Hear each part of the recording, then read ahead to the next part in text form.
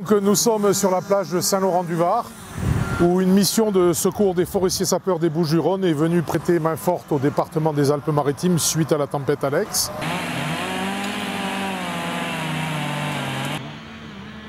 Les forestiers sapeurs sont venus donc ici pour dégager les embâcles, les milliers de tonnes de bois qui ont été charriés par le Var, venant des trois vallées et charriés sur 40 ou 50 km et sont sortis à l'embouchure du Var qui est juste un peu plus loin.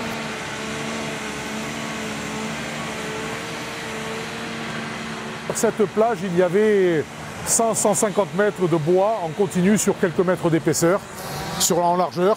Là, vous voyez, on est à la limite de l'eau. Par exemple, le forestier que vous voyez là, il n'est pas sur le sable, il est sur du bois qui est dans l'eau.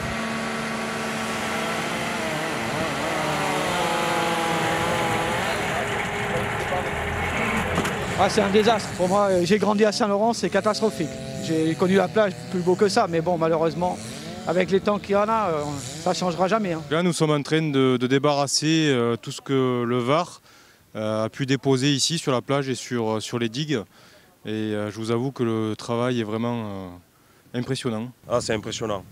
C'est impressionnant de voir comme la nature peut tout chambouler, quoi. Des arbres entiers, des platanes énormes, c'est impressionnant. Ah, je me suis dit c'est vraiment du gros travail et une catastrophe comme on n'a jamais vu.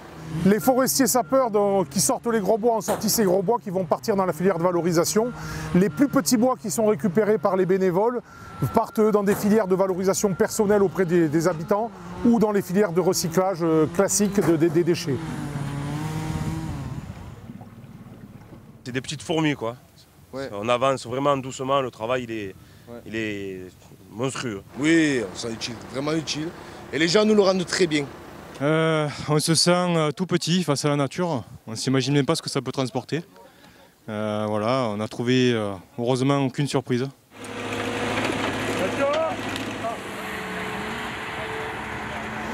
Donc tout ça, c'est un travail de fourmi, mais c'est la fierté des forestiers sapeurs de venir aider les gens et de faire ce travail de fond, qui est un travail pénible et dangereux, mais qui prouve l'engagement de ces agents au service des autres. S'il fallait continuer, on aurait continué.